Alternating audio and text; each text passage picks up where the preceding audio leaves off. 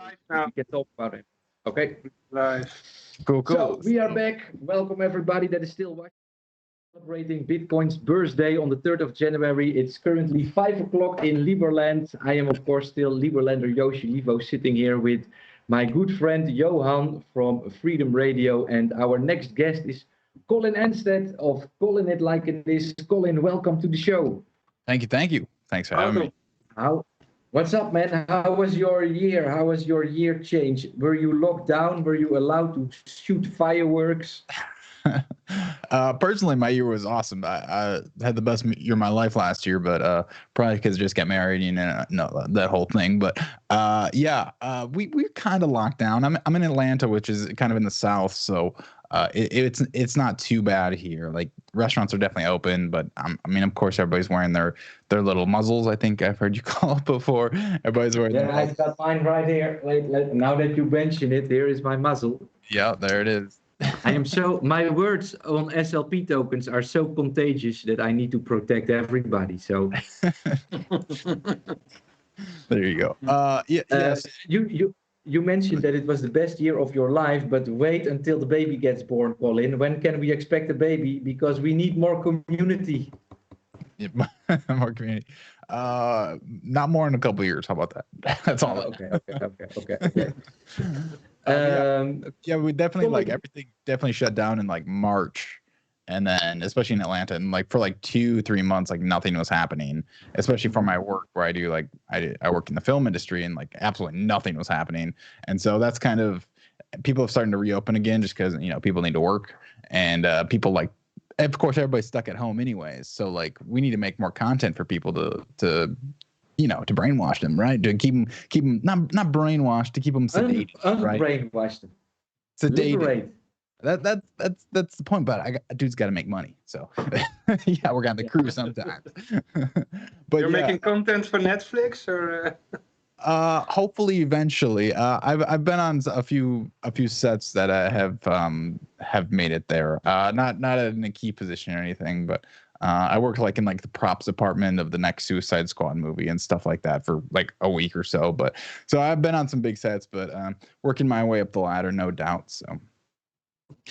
And Collin, could you give a small introduction for the ones that don't know you?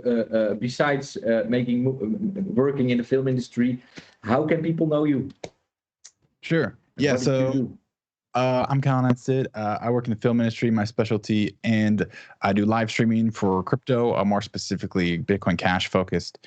And my specialty in film is Steadicam, but I also direct and shoot. And so I do whatever. I'm working on a Bitcoin Cash commercial right now, actually, which will be shooting in February, and that should be really awesome. I ran a little flip starter for that and got funded pretty quickly, so I'm extremely excited for that to start working on that. And so I also do a live stream usually twice a week, Tuesday, Thursdays at 9 p.m. Eastern.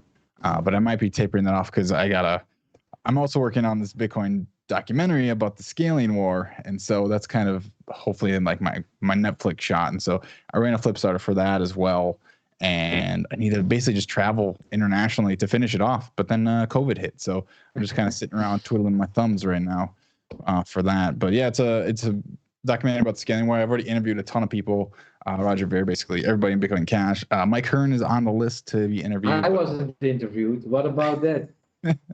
No, it's okay, man. Liberland. Yeah, but yeah, it's obviously like professionally done, so I need to like visit people and sit down with them and hire professional camera and all that. So I've been working on that for a long time. No hard feelings, man. I like my freedom too much anyway. I would have said no. No, just because you can. Yeah. But let me think. What was I want to say? Oh, sorry. You were not done. I'm sorry. No, you're fine. I came here today to show Coinflex. So I'm working with Coinflex now a little bit, and because I think they're awesome, and they're a fairly new crypto exchange. They've been around for a little bit, but Mark Lamb is the guy who runs it. He used to run CoinFloor. I don't know if you've heard of that before.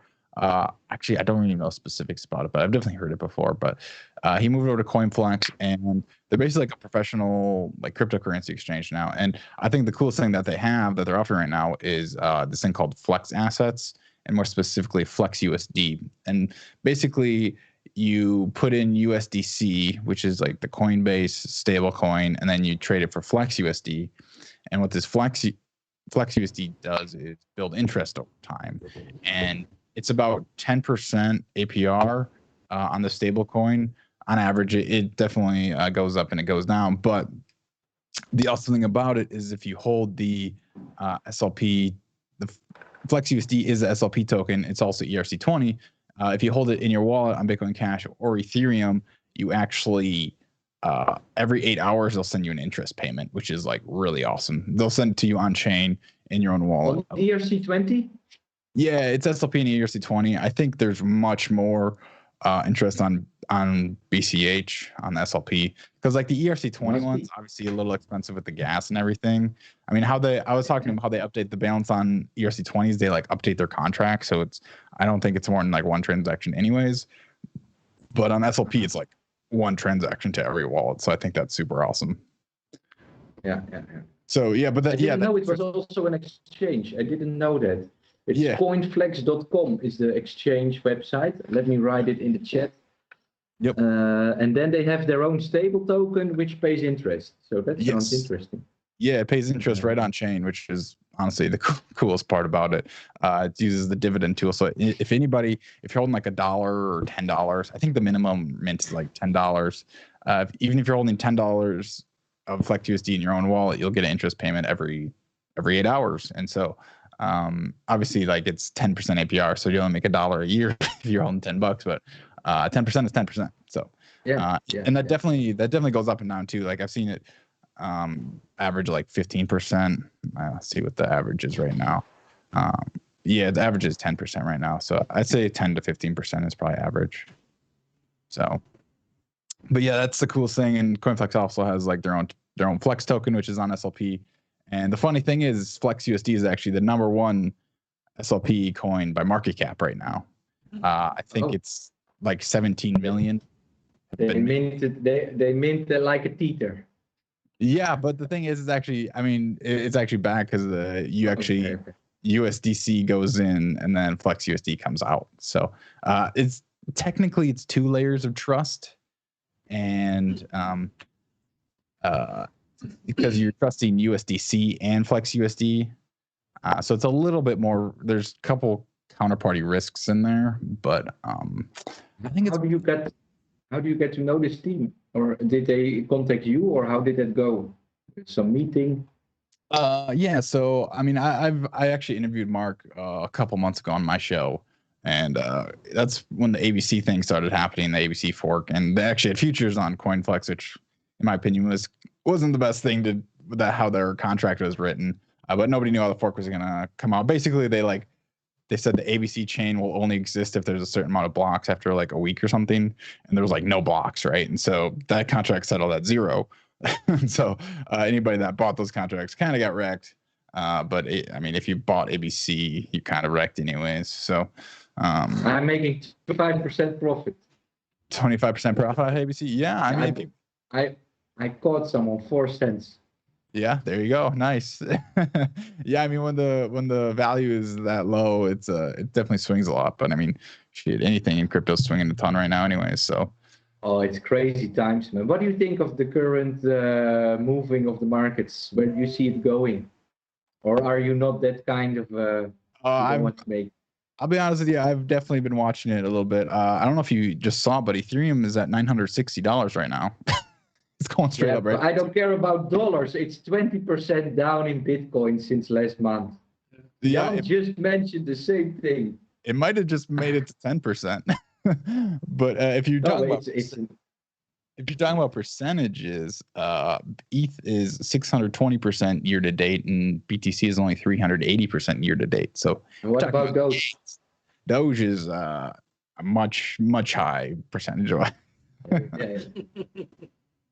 Yeah, crazy. Yeah, it's crazy times, man. It's happening right now. You know, I feel so blessed to be alive and to experience all this. And um, I so remember besides, you complaining what was it, 9 months ago? I'm still complaining because nobody is participating. The only people that buy it at the moment are the billionaire companies, and I want the people to invest. But so I'm always complaining. I'm always moaning, but that's my character, I guess. Real Dutchman. Yeah, I mean, I kind of agree with you. It's more like an institutional rally, right? It's definitely different than 2017, which felt more retail. Although I will tell you that I had an old family friend call me yesterday and asked me about Bitcoin. So I was like, I should probably sell everything now. I haven't talked to I've made 3 crypto deals in the last month, and the previous one was like 2 years ago. Yeah. People that contact me and say, "Hey man, can you sell me some crypto? I don't want to register to any exchange. I will trust you. I send you the coins first." Sure, man. Send me the coin. I'll send you coins back, and we make a trade. Yeah. Nice. Yeah. It's funny when you see people like that. It's like, are we about the top yet? I mean, it's hard as hell to call the top, but there's always little signs like that, like, we're getting bubble. It could still double still, but you gotta start being a little more careful for sure. So, but yeah, it's wild because like the whole MicroStrategy and Michael Saylor like buying billions, and then I'm sure like I don't know if you saw. I think it was yesterday. There was like 2 billion worth of Bitcoin that was transferred off of Coinbase, like into wallets. They take it out.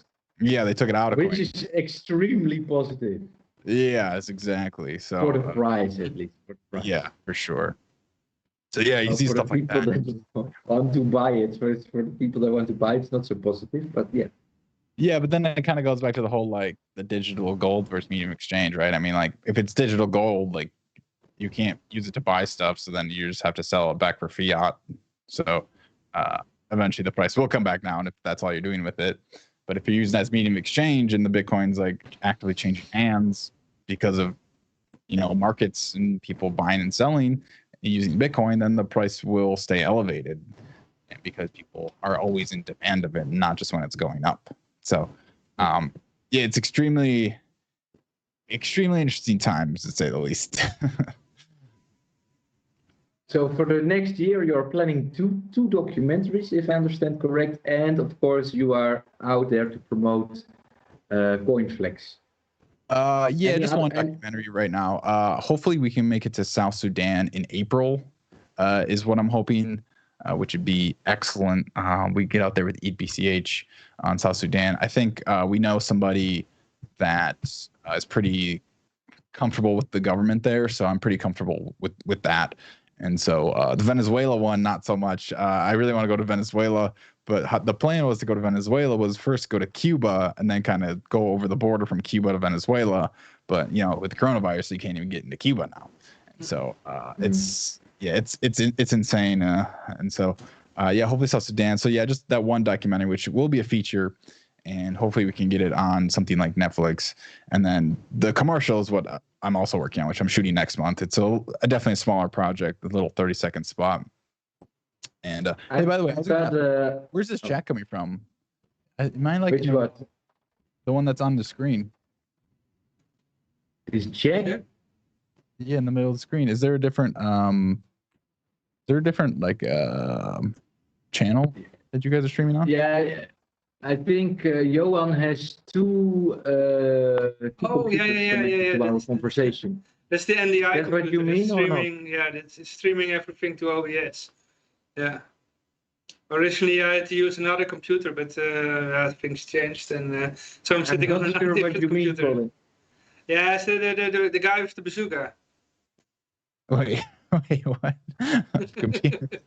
No, we're talking about two different things, I think. Yeah. The people don't see it. It's a logo from Freedom Radio. It's a how do you call it, porcupine? What do you call that creature? Porcupine. Porcupine smoking a joint and holding a bazooka. Oh, all right. Yeah, I just saw somebody said I'm Venezuelan, so but yeah, Venezuela's like a prime example of like why Bitcoin could actually, help the world and not just be number go up system. So I would love to go to Venezuela, but Jesus, man, this corona is just killing all international travel. It's insane. Should we go into that a little bit, or you want to avoid the topic of corona? If you want, I don't mind. I can definitely talk about Well, it. I just showed you my muzzle, but I don't know how you feel about it. Do you think that corona is used to make sure people vote on Biden? Yes, it definitely was. I mean, whether Yeah. it was purposely put in the States for that single reason, I don't know. But it definitely was used. It. It goes back to the Obama days. Somewhere in 2012 or 13, they make this decision with the HWO. In 2009, the WHO changed the definition of pandemic. Is that what you mean? No. Obama and the HWO, they make the plans that all the governments are using now. They made it back in, I think it was 2013. No, I don't know. And now that we're off topic, crypto topic, but is the battle already over? Is the battle already over, Colin, for the presidency? Yeah, it is. Yeah. Okay. There's I did see a couple. I don't follow it too closely. Just kind of what I see filter in from Twitter and Telegram crypto folks. I saw some GOP senators are gonna try and block the Biden presidency, but I think they're just trying to do it to save face. I don't know. It's so over. Sure, there might have been some super shady voter stuff going on, but you should have done that shady voter shit yourself then if you're so worried about it. If somebody's rigged the system, you got to rig it back. You can't just complain about it. So anyways, the whole system. I'm still ready to be surprised. But okay. We're having it would be extremely. I would be extremely entertained if that happened. Have no doubt.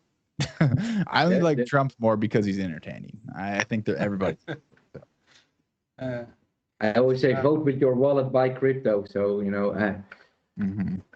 for Liberland, Biden is the better option. I personally think Trump would be better for the world. But okay, whatever.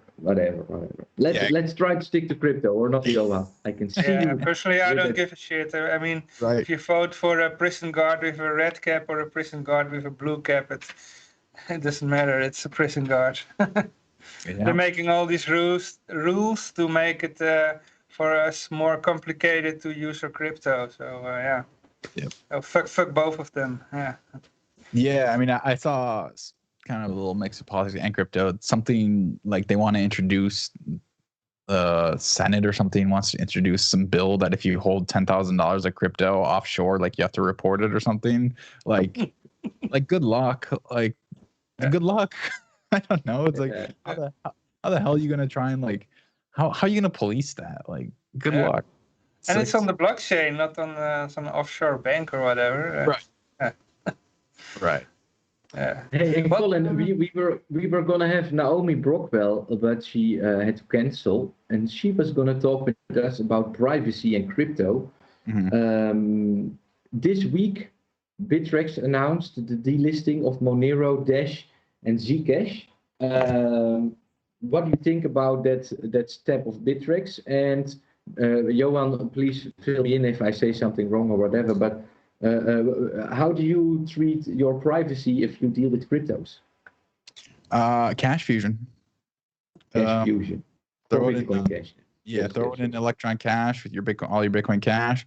Turn on Cash Fusion and watch it fuse, and all of a sudden you have a bunch of private. Which is a mixing service for the ones that don't know. Built-in mixing service in the Ethereum Bitcoin Cash wallet.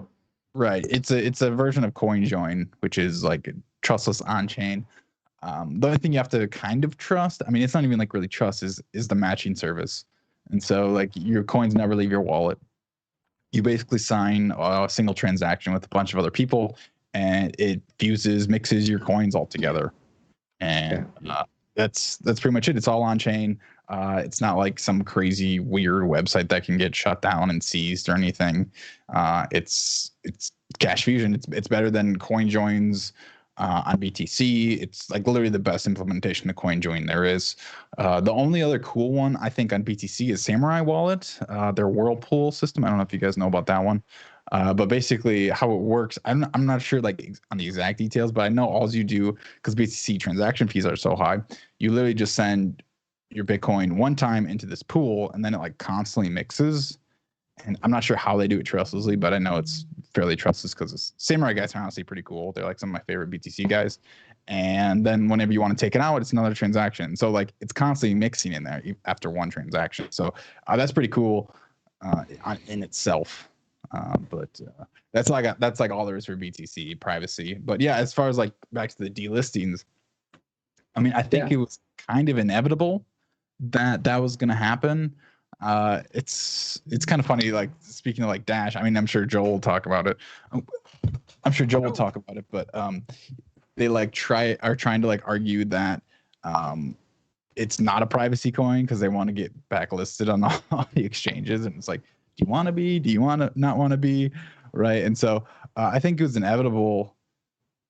But like the thing is, like, again, it's a privacy coin. Like how the hell are you gonna actually like all you can do is go after the exchanges. Like you can't. Yeah. They have the business, they have the location, of course. Right. So it's interesting to watch them try and go after it. That's why it's a reason something like Cash Fusion on Bitcoin Cash is actually a good thing. It's opt-in privacy, right? It's not like privacy at the base level where governments can just like, nah, fuck it. Like we don't want to use this at all because it's completely private. With Bitcoin Cash, you can choose to be private or not. And I think that's kind of valuable in that sense, is that like blanket bans probably won't happen on it. I mean, they still could if Cash Fusion like gets ramped up enough, right? But it's an interesting thing right there where like opt-in is kind of like a better thing because like you can kind of be a little more sneaky about it. Like, yeah, like I'm just using Bitcoin Cash. You can totally see what I'm doing, but not really. So. Yeah. But on Zcash, it's also an option. You can switch it off or on. Okay. Yeah, I guess I'm not too familiar. The thing is, specifically, I was kind of specifically more Monero, but yeah, it's one of those things. It's like it's probably Zcash kind of marketed more. It's just like private in general, and that's kind of what the government picks up on. So, but yeah. I'm looking now, for example, on exchange.bitcoin.com. No announcement there about delisting Moneros. Sorry, what exchange? Or exchange.bitcoin.com. Oh yeah. I don't. Well, they're based in. I know they're like headquarters in Tokyo. I don't know if they go by Tokyo law. I don't think. But yeah, it seems like the States cracks down on everything first, and then other countries kind of follow. So you think that for the privacy coins like Monero, let's leave Dash. I'm sorry for I shouldn't say that. For all the privacy coins, you think this is going to happen with every exchange over time, and you can only trade it on the dark web at some point? I would with not all the exchanges, definitely the more compliant ones. Like you think Coinbase would be next. Does Coinbase have those coins? No, I think about it. Look for you right now. You have Zcash. Oh wait, I have Coinbase on my other phone. I cannot check now. I'll check it. I'm loading the website right now. But yeah, you'd think Coinbase would kind of be the next one to kind of fall into that. Because they're always They already delisted some coins, I remember. I think Zcash, they delisted Zcash, I think. Did they? A while ago, yeah. Yeah, I mean, they're an awesome exchange. I love Coinbase, but, they're going by U.S. law, so. Yeah, I remember. It was, I'm European, so for me there is still Zcash, but it was for the U.S. Yeah, U.S. Coinbase. Yeah. Oh, yeah. I don't know which Coinbase I'm now looking for, or whether I'm searching. Here, let me check it out. Actually, he's outside the EU.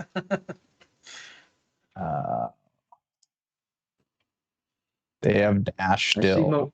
Monero, I still see them. Yeah, they have Zcash as well. Okay.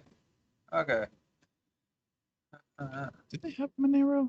They have Zcash. They have Dash, and.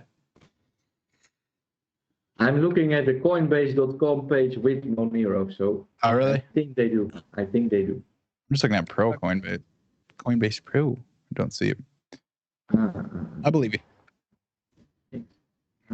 My VPN's not on, so. Yeah. Yeah.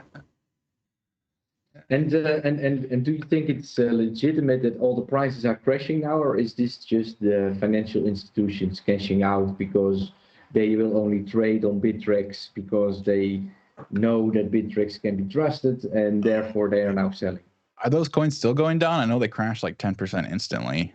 Yeah, they are currently 5% down today, and well, compared to last week, the price is 50% down. Well, compared to every other coin today. Yeah. Wow. That's actually interesting. Yeah. It's so interesting when you see shit like that, because it's like it getting banned because it's too private, like, should be a good thing. Like, oh, your coin's awesome, your government bans it, like.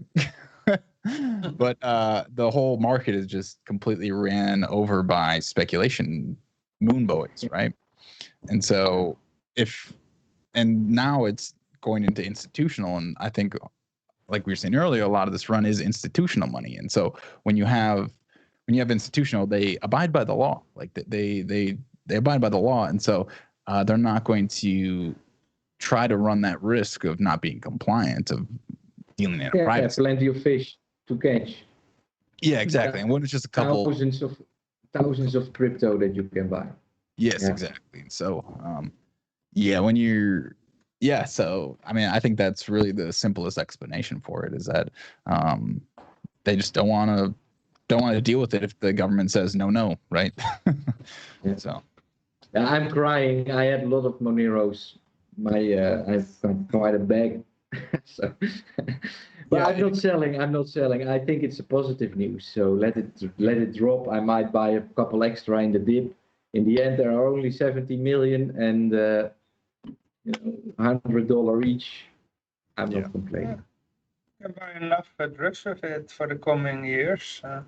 Yeah. Just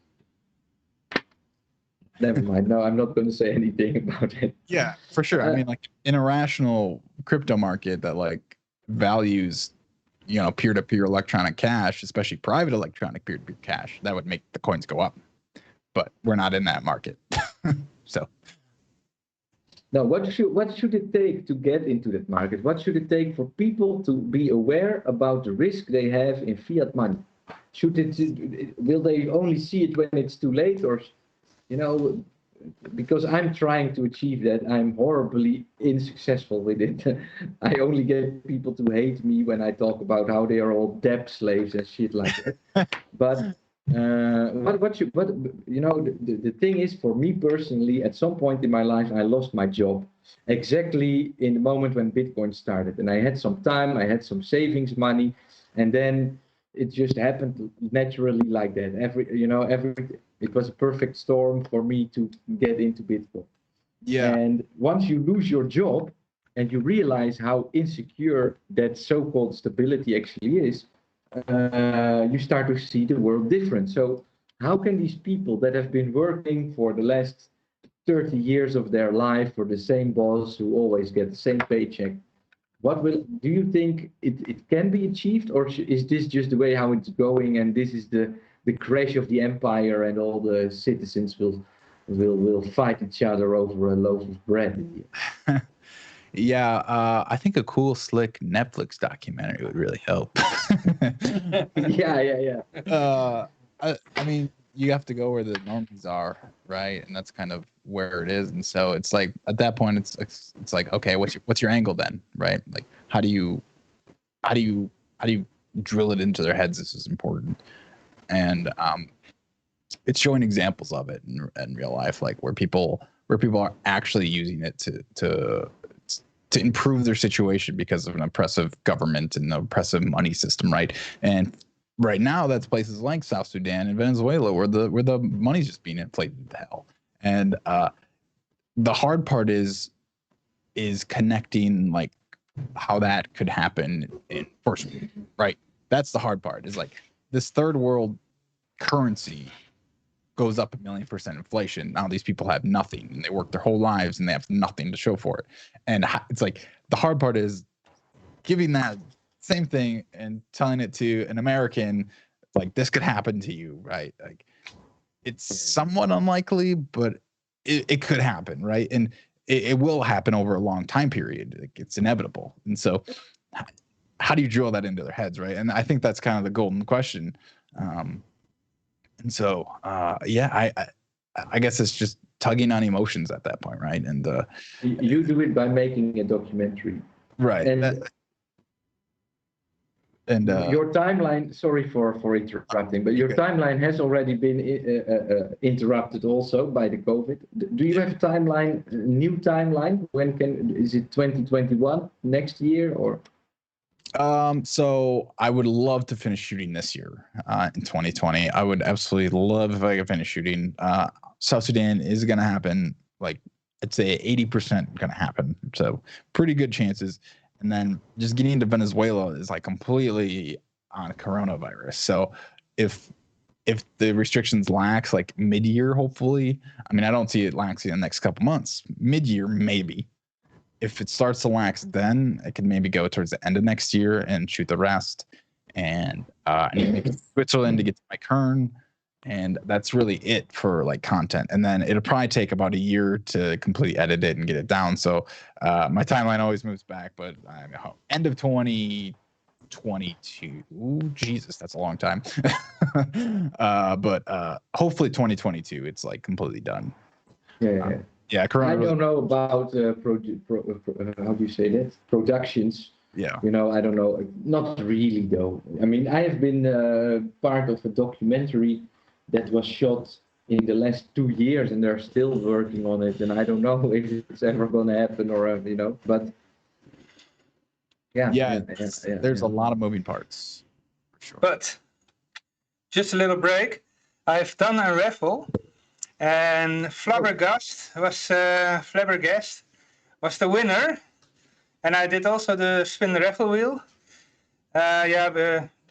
Colin, we have some issues with the OBS, so I cannot show it now. But he won 500 HAM tokens. 500 HAM. Let me see. That's also an SLP token. Huh? Oh yeah, Flabbergast. I have to. It's Flabber. Gast, yeah. For all the winners of any raffle, please send me a private message either on Twitch or on Telegram.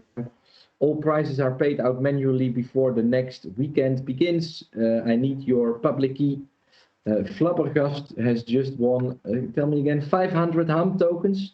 Yes. Yeah. 500 HAM. And we started a new raffle. So if you want to win some cryptos, we give away EOS, EFL, Coin Cash, a lot of SLP tokens, and a lot of.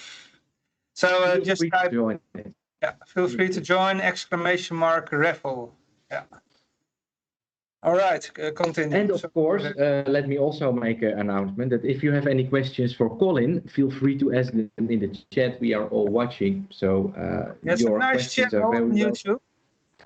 Colin it as it is. Sorry, say that.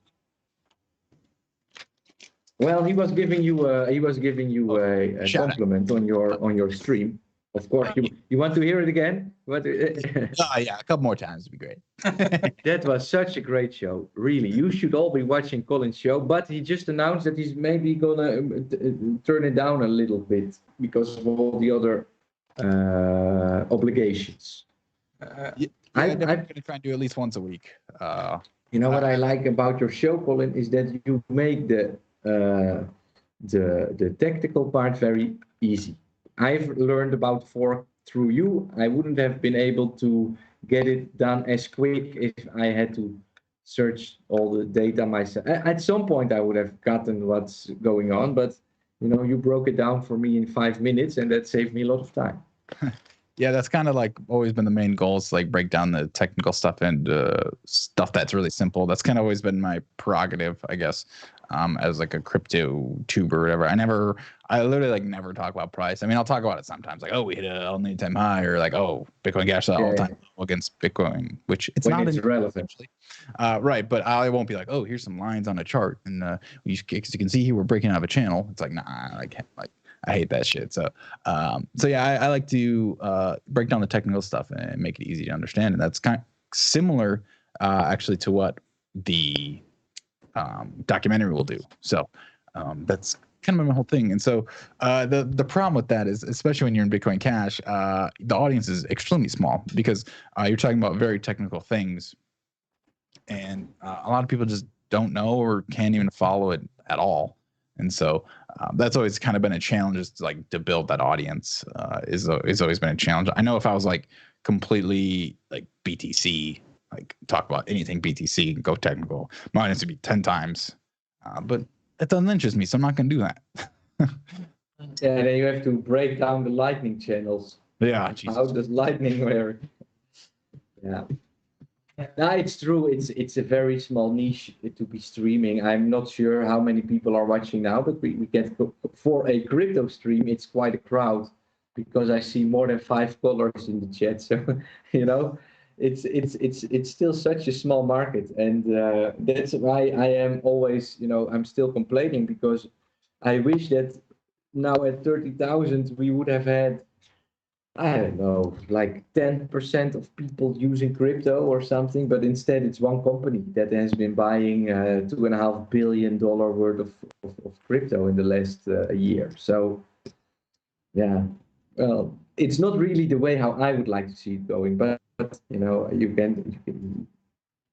I'm not complaining. I'm still happy with the profit, but I wish that the people around me would profit with me. You know, I feel so as if, yeah, I don't know.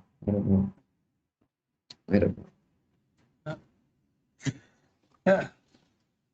But I also like to ask you if you could tell something about all the stuff that you can do on Bitcoin Cash, because almost every week I see some new thing. Yeah, I definitely need to be nice if I had a list to reference, but there's a ton of shit. Honestly, my favorite thing is Cash Fusion. Cash Fusion and the SLP tokens, FlexUSD, that I already went over. Both of them, those are my 2 favorite things. Personally, I'm still into Bitcoin Cash. I know it's been completely like racked on the BTC ratio. It's what, like number 7 now behind Polkadot on the market cap. Personally, I'm still in because it just simply has sorry, I was trying to thought. It has the adoption, right? Like it's been around. You could argue this for LTC, I guess, as well, but it's going to run into the same scaling problems as BTC because it's essentially the same thing. And so, yeah, I'm just in it because it's Bitcoin. I mean, if something works on BTC, it could very easily work on BCH, right? It's simple.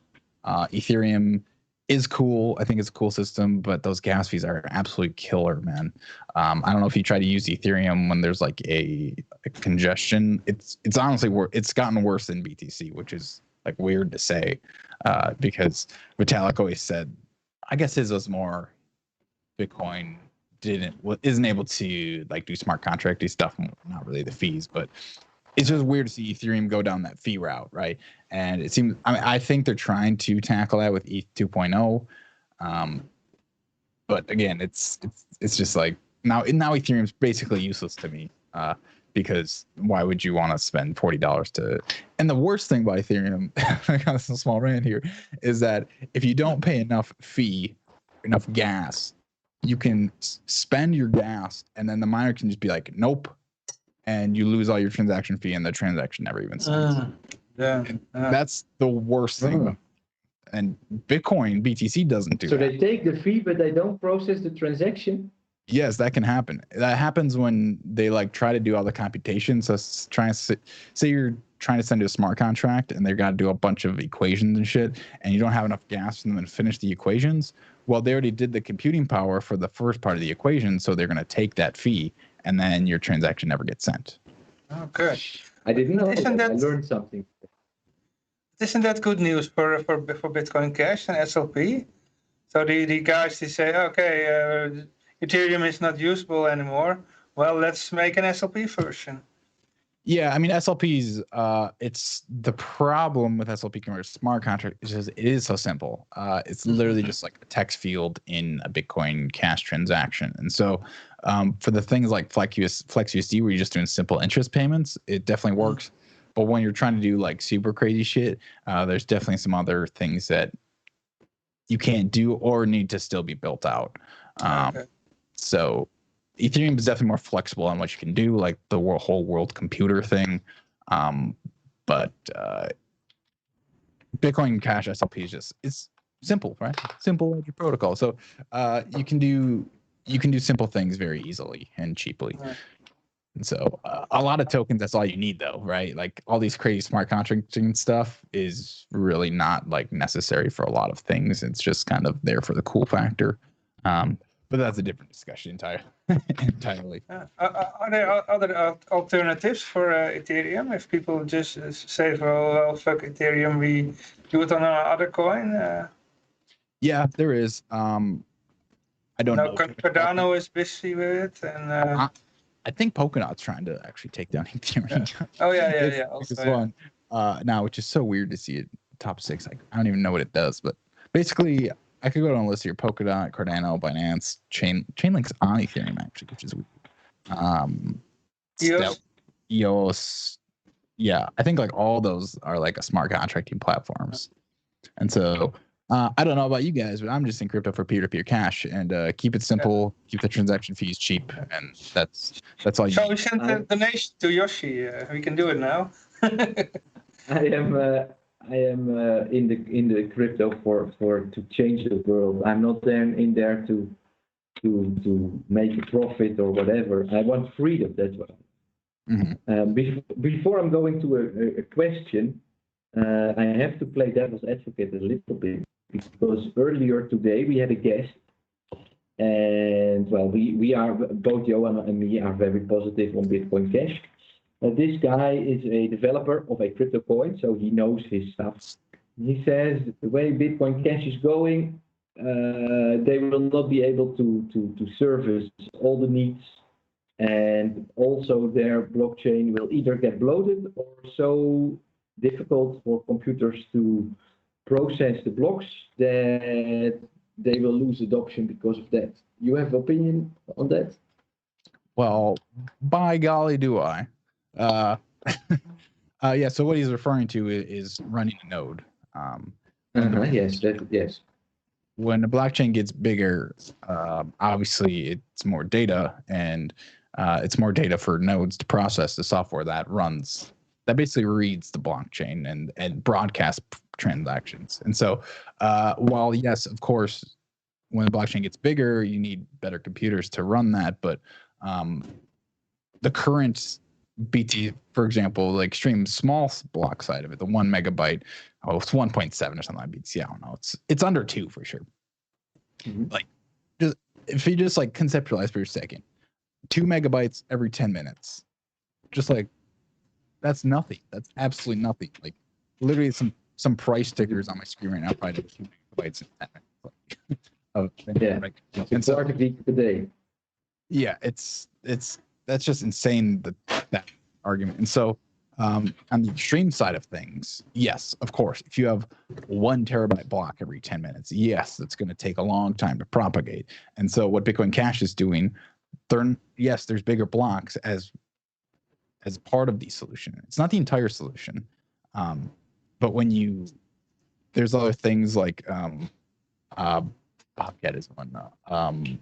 I can't think what's called. There's like UTXO commitments, which keeps the overall size of the blockchain low, so you can do initial downloads of the blockchain easier. There's I cannot think of it, but there's things to make blocks propagate. The download easier. Right, and because that's kind of the issue. The issue is if a block is too big, it takes too long to propagate to the rest of the network, and then it's harder for miners to see. And actually, that's not even like the real argument. The real argument small blockers use is that I want to run a node.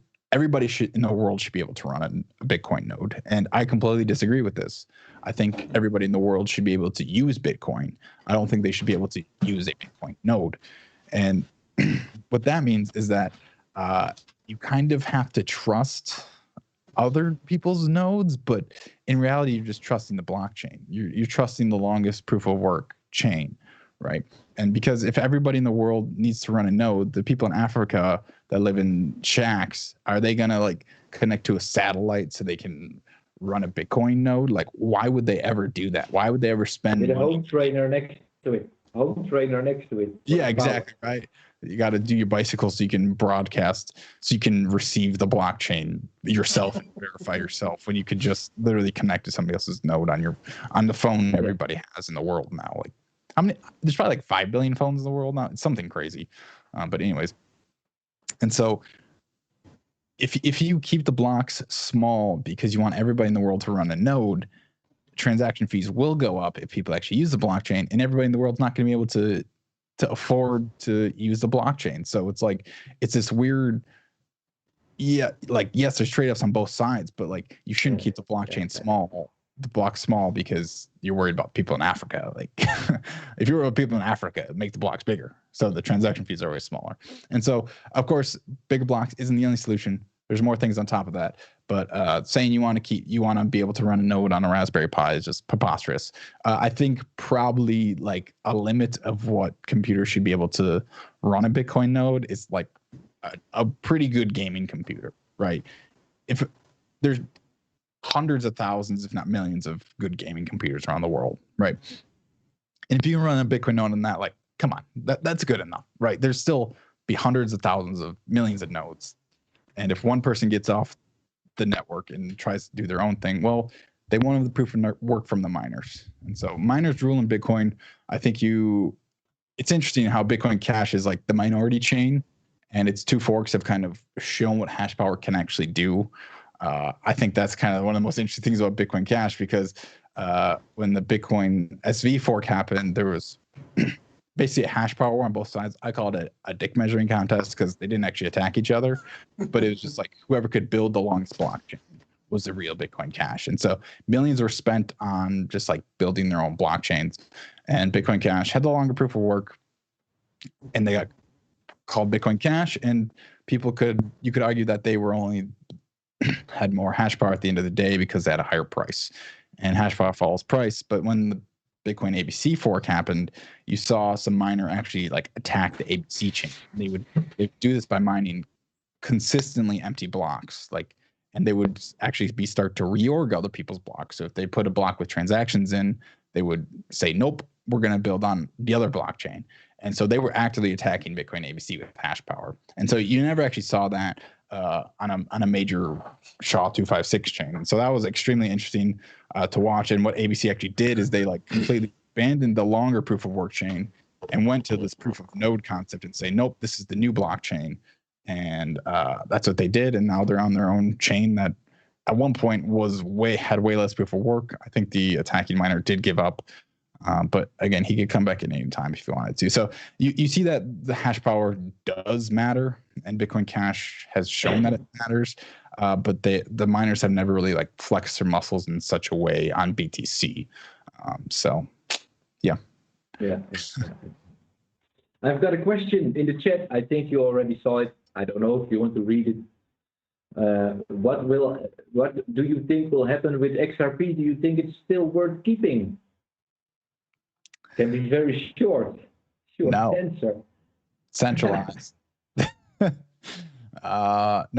XRP's always been a meme because it's just like completely centralized. And I made a claim the other day that they could freeze your accounts, which I don't think you could actually do. But again, they just like print XRP, and it's controlled by a company, and yeah, stay away. I've always thought, XRP, it's a centralized. I mean, they must be the darling of the government from all the cryptos, but it's the opposite. What has happened? Well, they go through the same trouble that all the other coins had to go through. I know that, let's say April 2017, something like that, Bittrex started to ask all the coins that were listed to get a legal document stating their crypto is not and now I forgot the term for it, security, that it's not a security. And you had to find a lawyer that was willing to sign a document that says this is not a security, and then you were okay. And now with XRP, it's kind of the same thing that's happening, and they say, yeah, it's a security. It's it's like a company, and if you are like a company, then you need to be regulated like a company. And all these other crypto coins were able to say, no, we are not a company. We are not. We are a crypto coin. We are different. And that's how a lot of regulation didn't apply to those crypto coins, and crypto exchanges could still offer them. And now with XRP, yeah, well, I personally think it's like it is a security. But personally, I think that the thing with Ripple is that they are the masters of manipulation in a way. And on the 1st of January, the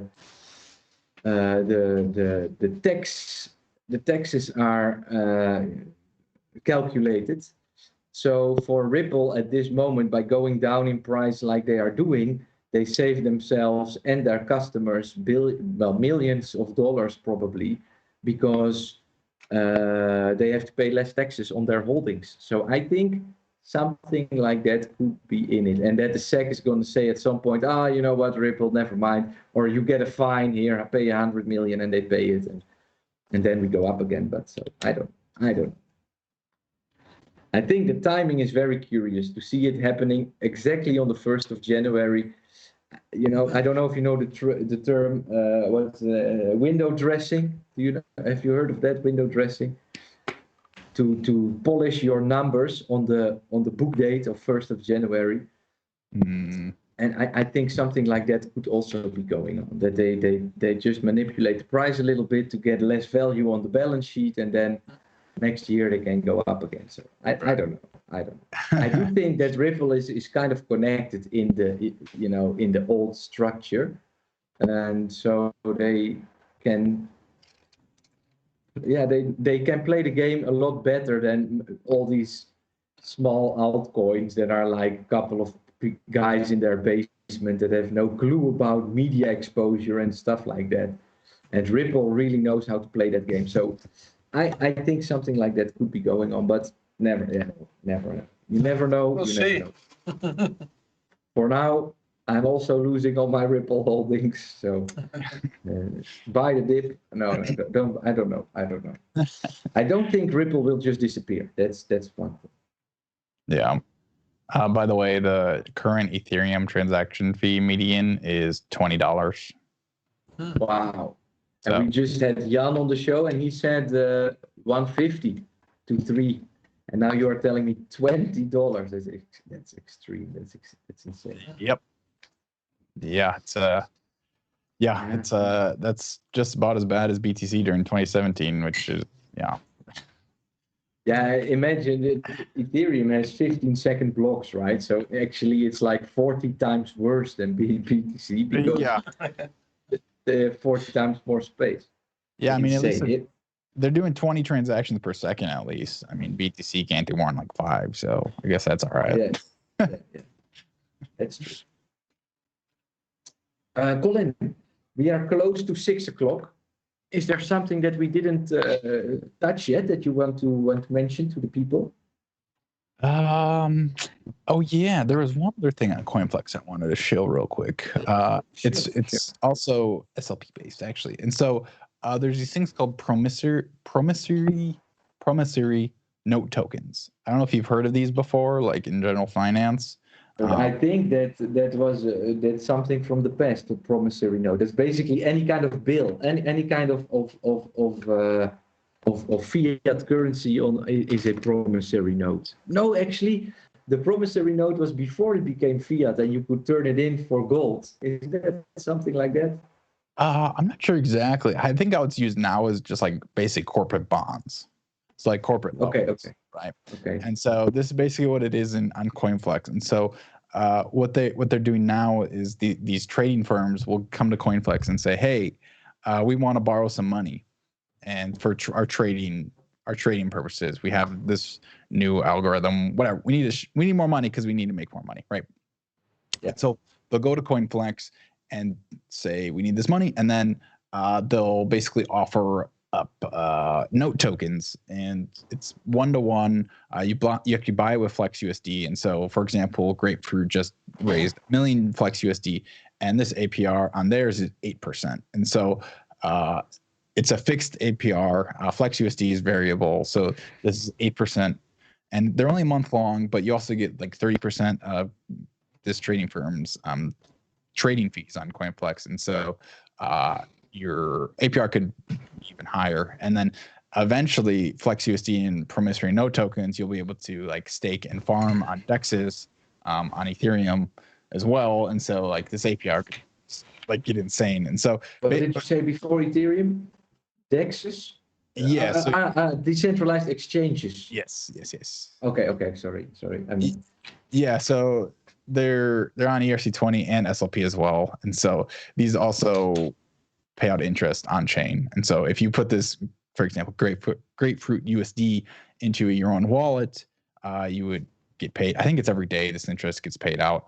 But yeah, it's 8% APR. So it's a similar thing, but more of a fixed APR on your USD. So it's another thing that's really cool because it's literally like corporate bonds, like tokenized on Bitcoin Cash. So really cool.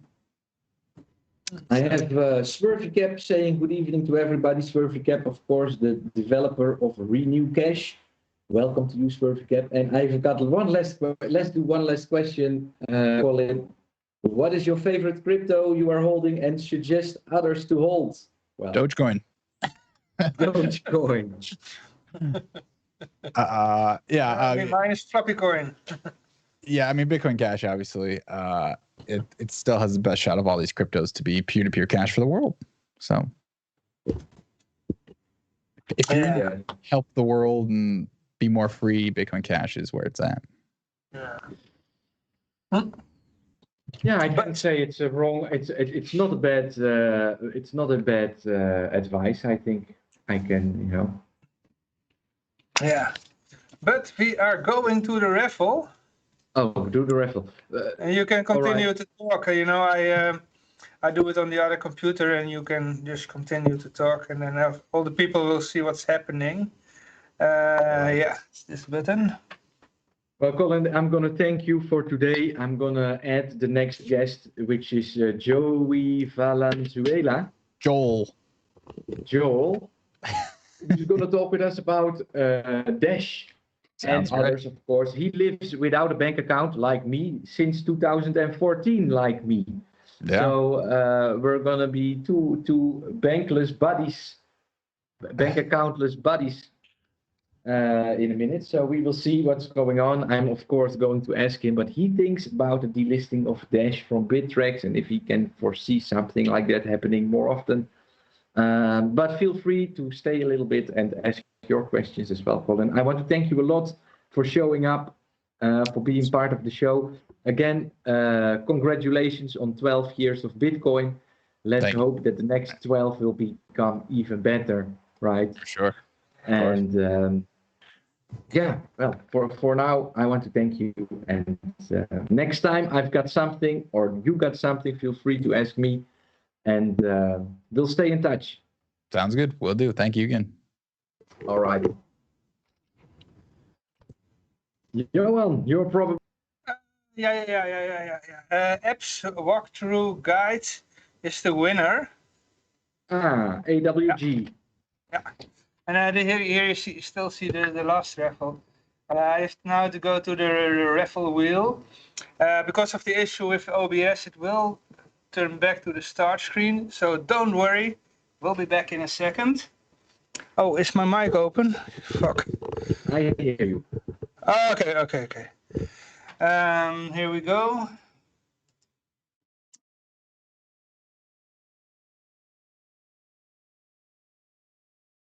Yep. 1,000 spies. 1,000 spies. Yeah. It's written down. 1,000 spies. I'm trying to find because I've sent you all the details, my friend. But now I'm looking it up again. Well, never mind. I'm looking it up. Give me a second. Okay.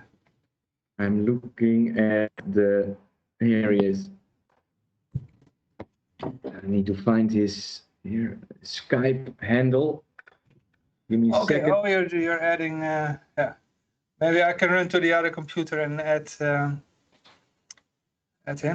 Okay, apps walkthrough guide. Can you send Yoshi your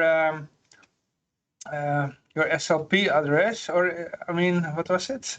Yeah, I think I got it yeah. because AWG is a regular in my stream. Okay. Yeah. So now we're going to Dash. Okay. Hello. Hey, there he is. Hey, there he is. Hey, how's it going? Well, I'm writing you on Telegram right now to tell you that I'm calling you. So